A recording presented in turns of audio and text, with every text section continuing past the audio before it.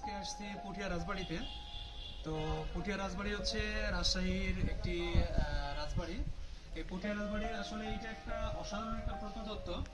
এটা বলা হয় যখন রানী যখন উনি তার গোসলখানা থেকে গোসল করে এসে এখান থেকে গোসল করে এসে উনি তার দাস দাসী নিয়ে এইখানে এসে ড্রেস চেঞ্জ করতেন। এইখানে এসে ড্রেস চেঞ্জ করতেন। আসলে এই একটা অসাধারণ প্রত্নতত্ত্ব।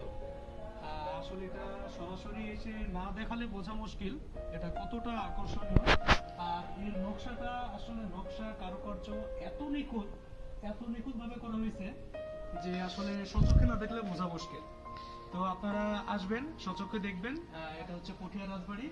বিশেষ করে এই জায়গাটা সবচেয়ে এক্সেপশনাল মনে হয়েছে আমার কাছে এবং অসাধারণ একটি জায়গা। এই নকশাগুলো এত নিখুঁতভাবে তৈরি যে আসলে আপনি সামনাসামনি না আসলে বোঝানো মুশকিল।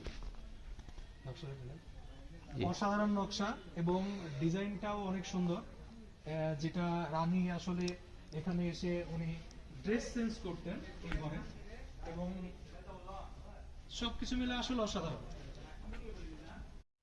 আমরা আজকে আসছি পুঠিয়া রাজবাড়িতে।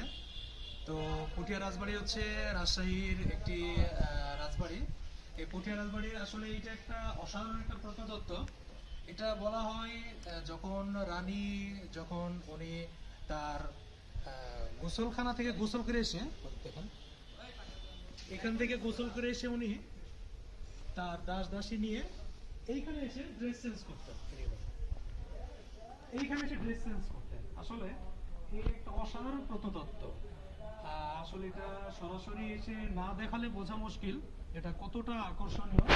আর এর নকশাটা আসলে নকশা কারুকার্য এত নিখুঁত ভাবে করা হয়েছে যে আসলে সচক্ষে না দেখলে বোঝা মুশকিল। তো আপনারা আসবেন, সচক্ষে দেখবেন। এটা হচ্ছে পুঠিয়া রাজবাড়ি। বিশেষ করে এই জায়গাটা সবচেয়ে এক্সেপশনাল মনে হয়েছে আমার কাছে এবং অসাধারণ একটি জায়গা। এই নকশাগুলো